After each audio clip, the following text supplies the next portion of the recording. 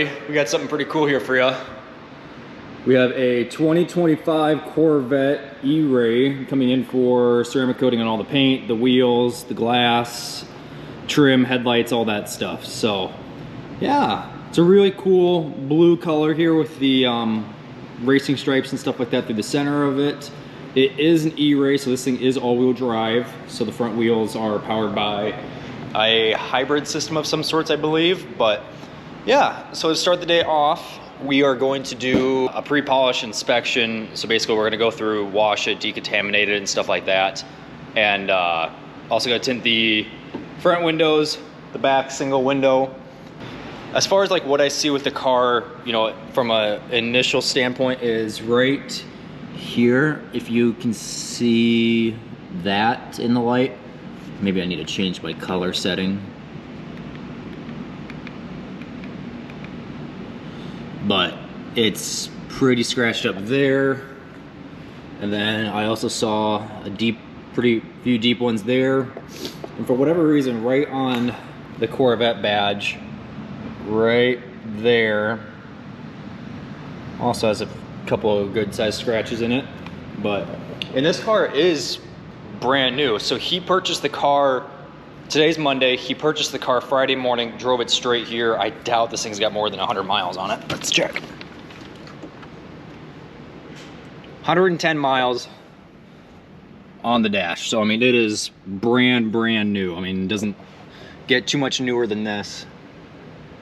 And this isn't his first Corvette that I've done, stuff like that. So he knows to tell the dealership, hey, don't wash it, don't touch it, stuff like that. Just because I'm gonna go through and do my own thing and I wanna minimize any scratching that there possibly could be. Okay, so two things are going bad for me today. One is my aux cord for my microphone that I use in this GoPro grew legs and walked away last night. I cannot find it, so we're using the GoPro audio, which not great, but hopefully over lunch here, I'll go get a new cable. Otherwise, I got the tint all done. This was a mess as well. It was fighting me every step of the way, but now the car is on the lift. I got my spacers or my hockey pucks, if you can see that guy there. That way we can lift this car up in the air and work all the way around it on the lower parts, take the wheels off, ceramic coat the wheels, that sort of stuff. So, okay, so Donnie's over on the other side polishing, and I don't know if you guys can quite see that in the light, but there is some pretty deeper scratches right in this area. I can use the light to scan it, but otherwise got it up on the lift, up in the air.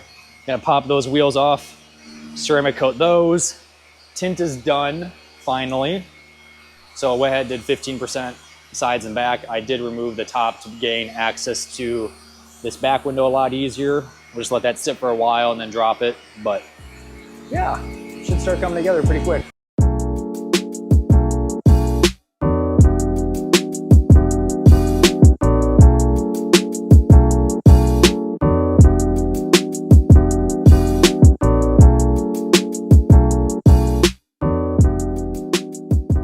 Okay, so as you guys saw in the time lapse, Donnie is working through polishing all this. We're gonna wipe off the polish, and if there's any little spots left over that, you know, some of those deeper scratches or imperfections, then we're gonna go ahead and take care of that. But what I have to do now is remove these wheels. And the terrifying part is that this car has carbon ceramics, which if you don't know is really expensive. Any little nick or anything on the rotor, you gotta replace the whole rotor. So you cannot drop the wheel on it. So you gotta be very careful here. Okay, so what I'm gonna do is take my Milwaukee Impact, start loosening up the lug nuts. So the only other time I've ever dealt with carbon ceramics was on a German vehicle, and they actually use lug bolts. So there's nothing holding up the wheel versus this has studs at least. So at least halfway lucked out there. Yeah, I gotta be very careful here, and hopefully these wheels are light. I mean, they're not the carbon fiber wheels, but they are the forged aluminum, so they shouldn't be too bad. But on a 345 tire, I think they can only get so light. So I got one shot at this. So I'm gonna grab the wheel, lift, slide right back. Just like that. And that's how you get that big of a wheel out. So what I'm gonna do is, so the coating that we use now is from Roar. It's the same coating that we use on farm equipment, but this is their automotive side of it, and it is called Legacy. Now, what makes Legacy different than everybody else is that there is a 25 to 35 minute working time, the highest solid content that I have ever seen in a coating. So the old ag coating that we used to use, because they also launched a new ag coating with the same technology, the old ag coating had a 40% solid content. This is 50, and the new ag coating is somewhere in the 70s to 80s. So this stuff is truly revolutionary. I put it on, let it sit for 25 to 30 minutes, level. But in order to get to that point, we got to go ahead and prep the wheel itself. So what I'm going to do, and being these are brake calipers and stuff like that, I'm just going to go ahead and hose it down in our prep solution like that, and wipe them off one time. Again, this car only has 110 miles on it, so there shouldn't be a whole lot of brake dust. And considering that these are carbon ceramics, they emit little to no brake dust at all. So I'm going to wipe it down one time as my initial, just in case there's a little bit of dirt or anything else like that on there. And now I'm going to spray it down one more time. Grab a new towel, just in case that towel had some stuff on it. Go ahead and wipe off the prep. Make sure to get behind the bleeder cap fill. That's all looking good. I'll get just a little bit more right there. Okay, and now we're ready for coating. So in order to coat these, I actually have a special applicator that's really cool that I'm also going to use on the wheels as well. But this is known as the Auto Fiber Saver Mitt. And compared to the standard applicators, this one just goes over your hand like this and allows you to contour your hand around different shapes and stuff like that. So I'm going to take my coating, apply a couple drops to prime it, spread it on the applicator itself, and now we coat.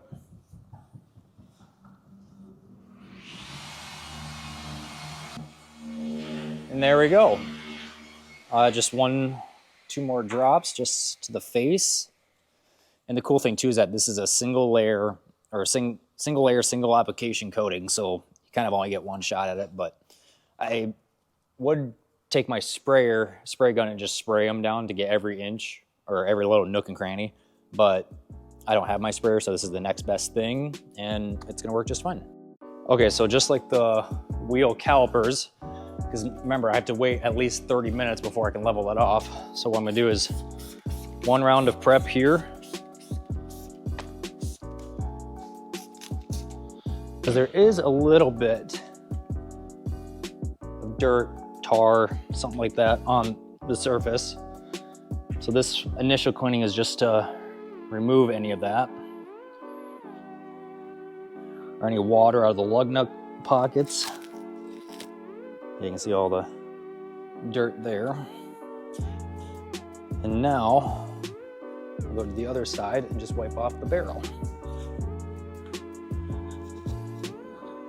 Now I even do on the back side of the spokes, just to make sure.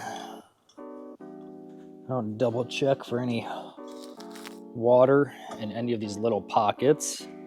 All right, and with that, we should be good to go with our initial prep. So I'll grab that yellow one for the second round, and always leave the valve stem at the 12 o'clock mark up here, just so that way then I can stay organized. So now I know when I do here and I go around the rim, when I come back to the stem, I know that I've prepped every inch. Starting at the valve stem, just making sure you get every inch of this wheel face before we move on to the barrel. Okay, and now this is going to be my last spoke here, and I know that not because the rest of the wheel looks cleaner or a little bit cleaner than the rest, because now I've made it all the way back to my 12 o'clock position or my valve stem.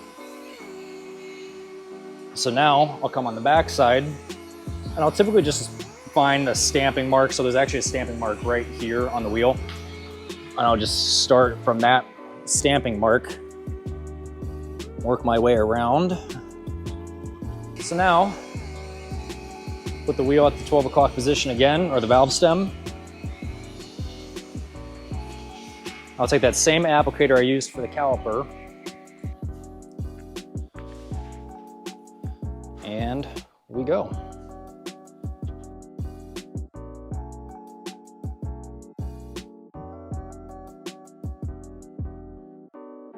Okay, so now that the face is coated, I'm gonna come into the barrel and just start applying the coating to the barrel. And then once I can tell that the coating is getting a little thin, just add a few more drops.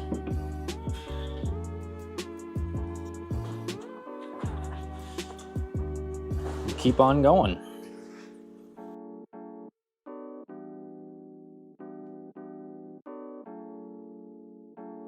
Okay, just like that, it's coated. So now I gotta wait that 25 to 30 minutes for it to flash. And in the meantime, I'm gonna start working on the other 3 wheels. Okay, so I got these 2 wheels done. I did the rotor, the entire wheel on that one. Same thing on the back, and zipped up the lugs. Just got to torque them. Donnie's got most of the paint polished out in the little spots, you know, with the deeper scratches. We went through and cut those real quick. Only thing he has left is that bottom piece of the trim, and I'm about to start this other wheel, but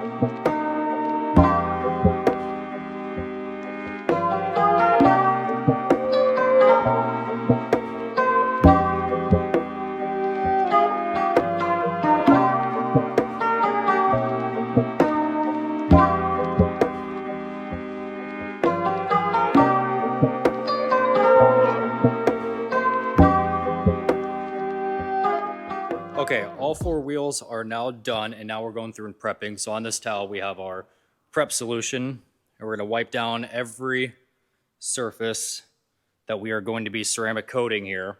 And when we're doing this, we're actually examining the paint as well as we go to make sure that there's no other defects, scratches, swirls, anything that we're missing in the meantime.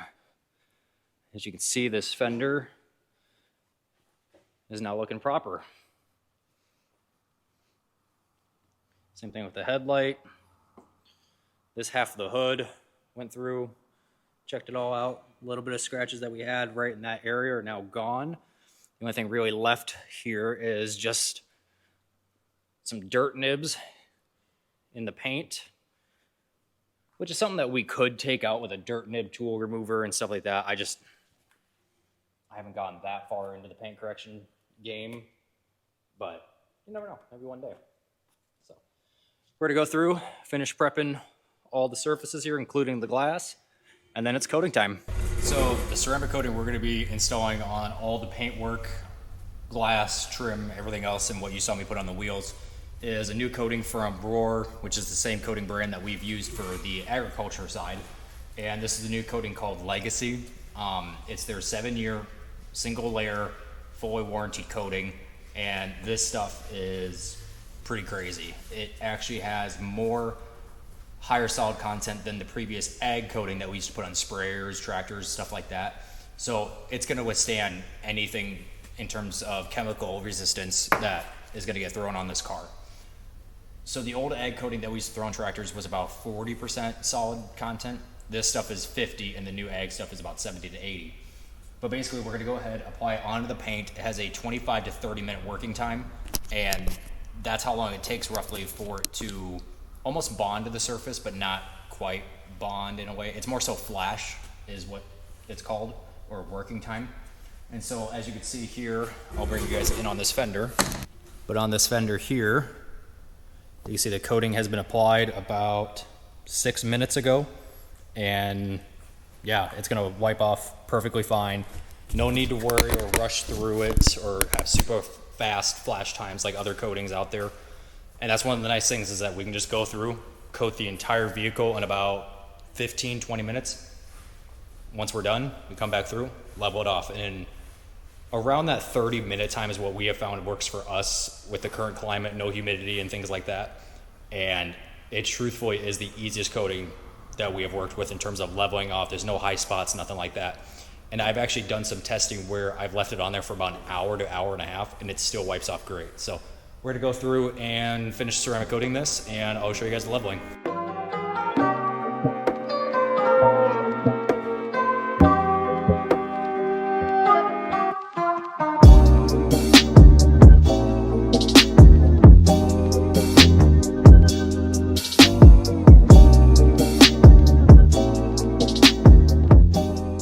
All right, and just like that, this Corvette Eray is tinted, paint is coated, wheels are coated, brake calipers are coated, trim is coated, headlights are coated, glass is coated. She's pretty much done now.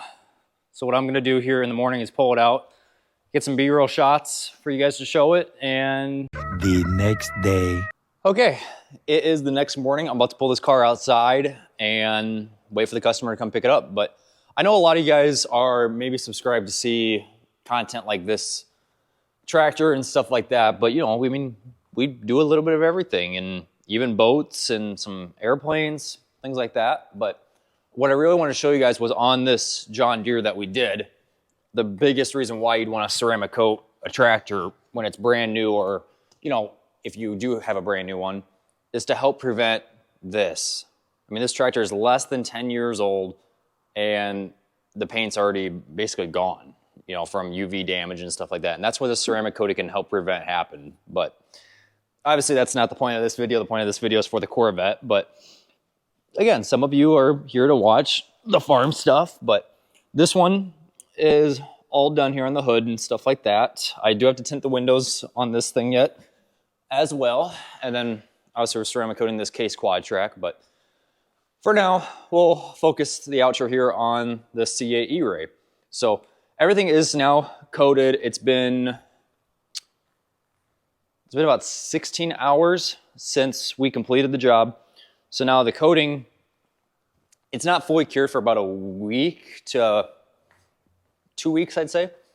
But now the coolest thing too is that our coating does not need to sit in a plastic bubble or, you know, stay dry for a week on end. After 2 hours after application, it can actually go out into the elements and do whatever. So what I'm about to show you guys here now is just some water behavior, just so you guys can get an idea of why you'd want to ceramic coat a car like this. For me, I think the biggest reason would be not having to scrub bugs off ever again. That'd be pretty cool. Let's see here, we'll just kind of go right in this bumper. And that's only after 16-ish hours or so. And it's going to continue to get even more aggressive as the coating cures. So did the wheels, calipers, all that. So that's going to be super easy to clean.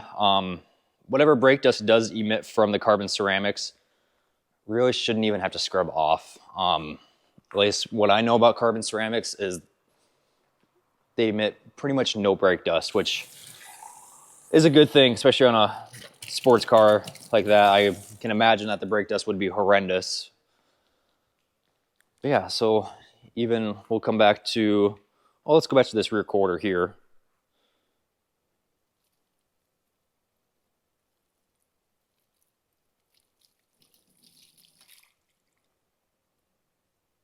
Yeah, and it's going to continue doing that for the next 7 years. So, but hey, I hope you guys enjoyed the video. If you are not subscribed, that's the only thing I ask. If you made it this far in the video, is be sure to subscribe so that way we can keep on doing content like this. It's fun for me. I like showing you guys kind of what we do here on a, not a day-to-day basis, but you know, whenever I get something cool, interesting, different, things like that. I believe only like 20% of you guys are actually subscribed when I checked this morning. So if you could, it doesn't cost you anything. If you just subscribe, helps out the algorithm, stuff like that. Like the video.